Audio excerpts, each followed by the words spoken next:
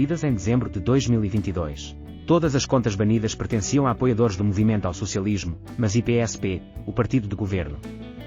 Aqueles que foram banidos não puderam retornar.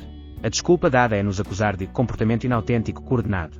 Como o autor do relatório, Oscar Alfaro, apontou, a acusação de comportamento inautêntico coordenado é um conceito baseado em algoritmos orientados à conveniência. No entanto, tais algoritmos não podem discernir comportamento social e de grupo simples. No caso da Bolívia, os ativistas utilizaram as mídias sociais como uma plataforma para fornecer uma alternativa à mídia nacional dominada por grupos de direita. Meta afirma que está defendendo membros da oposição, mas, na prática, isso significa permitir que esses mesmos grupos publiquem abertamente discursos de ódio e discriminação racial contra os grupos minoritários da Bolívia. Esses são os mesmos grupos responsáveis pelo golpe boliviano de 2020 que instalou o governo de extrema-direita da, agora ex-presidente provisória Jeanine Áñez. E Meta está fazendo isso sob o pretexto de que, em sua opinião, são os apoiadores de umas que estão se passando por guerreiros digitais, assediando a oposição e divulgando em massa suas postagens. Muitos críticos chamaram o regime de Áñez de fascista, e não é exagero. Nazistas literais da Alemanha encontraram um ninho na Bolívia após a Segunda Guerra Mundial e plantaram suas sementes no país, principalmente em sua porção oriental. Essa é agora a principal base da oposição política de hoje, que cometeu uma série de abusos dos direitos humanos. Por exemplo, o massacre de Sacaba, que deixou 11 mortos e cerca de 98 feridos depois que policiais e soldados dispararam contra manifestantes que condenavam a derrubada antidemocrática do ex-presidente Evo Morales e a posse de Áñez. Houve também o massacre de Sencata pelas forças de Áñez, que também deixou outros 11 mortos e cerca de 80 feridos. No mesmo mês, familiares carregaram os caixões dos mortos nos ataques pela cidade de La Paz, e Áñez ordenou uma repressão à marcha. Milícias armadas também queimaram o Ifala, símbolo comumente usado como bandeira representando os povos indígenas da região dos Andes, em praças públicas durante a turbulência política. Áñez instituiu essa violência com o Decreto 4078, que era essencialmente uma licença para matar manifestantes que era tão flagrante que foi até denunciada pela Organização Ocidental de Direitos Humanos, a Anistia Internacional. Com este decreto, o seu regime absolveu as forças armadas do país de qualquer responsabilidade. Isso sem mencionar os eventos violentos que ocorreram antes de ela assumir o poder em primeiro lugar. Após a renúncia forçada de Vítor Borda, representante do MAS, do cargo de presidente da Câmara Baixa da Legislatura da Bolívia, os manifestantes torturaram seu irmão e incendiaram a casa de sua família. Falei com Oscar Alfaro no seguimento da perturbadora decisão do Meta de defender membros da oposição, que continuam a cometer atos de violência e insurreição. Ele me disse que a acusação do chamado comportamento inautêntico não faz sentido em uma rede social que promove grupos. Os termos de serviço não proíbem ter amigos com as mesmas opiniões políticas e usar a plataforma para divulgar informações factuais e desmascarar notícias falsas. O Facebook é conhecido por permitir que notícias falsas se espalhem em outros idiomas além do inglês devido à falta de pessoal qualificado e a um sistema de IA quebrado. Primeiro-ministro Prokiev declara vitória em meio a alegações da oposição de resultado roubado. Uma facção de direita da Estonia exigiu uma auditoria de votos eletrónicos e se recusa a admitir a derrota para o partido no poder. O Partido Reformista da Estonia teve um desempenho muito melhor do que o esperado nas eleições parlamentares, disse a primeira-ministra Kaja Kallas no domingo, quando seu principal adversário sugeriu que a vitória foi roubada durante uma votação eletrónica de uma semana. Os estonianos que não votaram antecipadamente pela internet foram às urnas no domingo para eleger um novo parlamento, com os resultados finais computados na manhã de segunda-feira. A reforma de centro-direita obteve 31,9% dos votos e conquistou 37 assentos na legislatura de 101 assentos, enquanto seu rival de extrema-direita, o Partido Popular Conservador da Estonia, ECR, obteve 15,8% e 17 assentos. Este resultado nos dará um forte mandato para montar um bom governo, disse Kallas a seus partidários na noite de domingo, acrescentando que provavelmente significa que o fluxo de ajuda à Ucrânia continuará ininterrupto, porque a maioria dos outros partidos escolheu a mesma linha. O líder do ECR, Martin Helm, afirmou na noite da eleição que eles fizeram tudo certo e com honestidade, ao contrário daqueles que roubaram nossa merecida vitória. Ele prometeu contestar o voto eletrónico no tribunal e não reconhecer os resultados até que fosse permitido ver os logs, seções do código.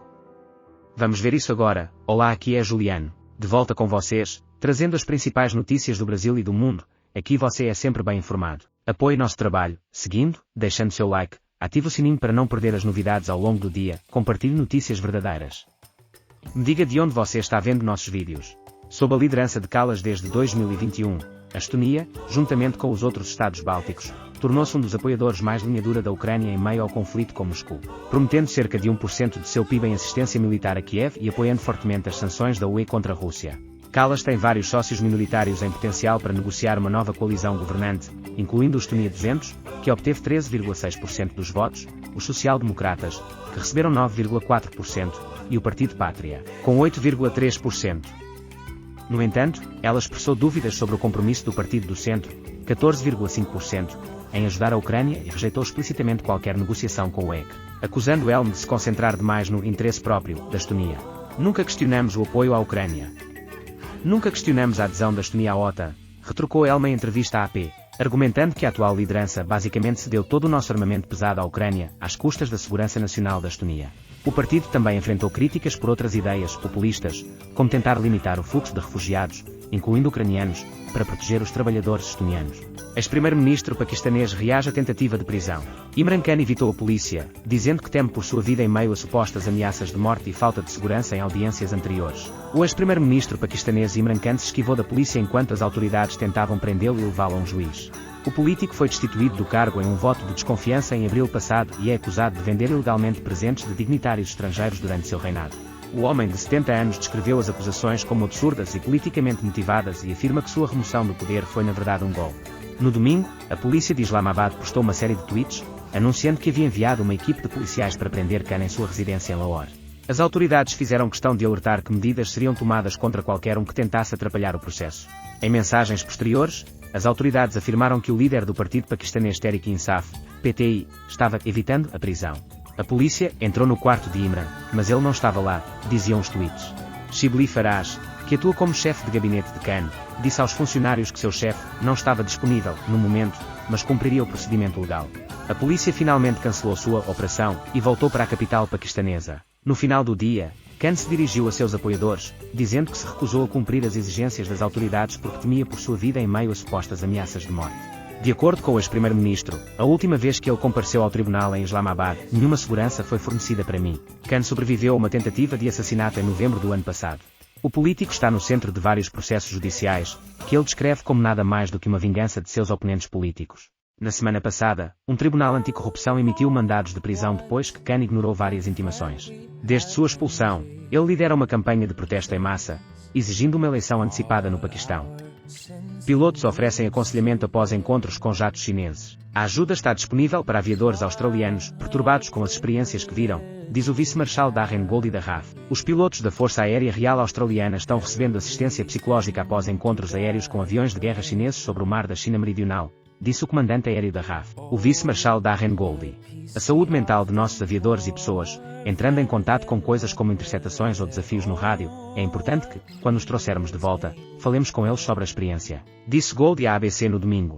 A RAF mantém os pilotos informados sobre quais serviços estão disponíveis, caso estejam preocupados com as experiências que viram, acrescentou. Atenção especial está sendo dada ao bem-estar dos aviadores que não estão no assento do piloto, pois têm menos controle em encontros tensos, disse o vice-marshal do ar. De acordo com Goldie, a preparação dos aviadores australianos para as missões também evoluiu, pois observamos a mudança do ambiente operacional, acima do mar da China Meridional. A maior parte desse corpo de água no Oceano Pacífico Ocidental é reivindicada por Pequim como parte de seu próprio território, apesar das reivindicações sobrepostas do Vietnã, Filipinas, Malásia, Taiwan e Brunei. Os EUA e seus aliados, incluindo a Austrália, realizaram missões navais e aéreas frequentes no mar da China Meridional nos últimos tempos, já que Washington insiste que desafia reivindicações marítimas excessivas em todo o mundo, independentemente da identidade do reclamante. Houve uma tendência recentemente em que vimos uma postura mais agressiva, disse o chefe da RAF, Rob Shipman, referindo-se aos pilotos chineses. Quando isso ocorre, levantamos essas questões, levantamos essas preocupações, por meio de canais diplomáticos, acrescentou. Em junho passado, Canberra acusou Pequim de uma interceptação perigosa envolvendo um caça chinês J-16 lançando um saco de palha na rota de voo do avião de vigilância marítima australiano P-8. O movimento do piloto chinês fez com que fragmentos de alumínio fossem sugados para o motor da aeronave da RAF, segundo os militares australianos. Scholz imita alerta à China. Chanceler alemão diz que Pequim enfrentará consequências de se enviar armas a Moscou. O chanceler alemão, Olaf Scholz, disse que a China enfrentará sanções não especificadas se intrometer no conflito ucraniano e oferecer assistência militar à Rússia. Embora autoridades europeias admitam que ainda não viram nenhuma evidência de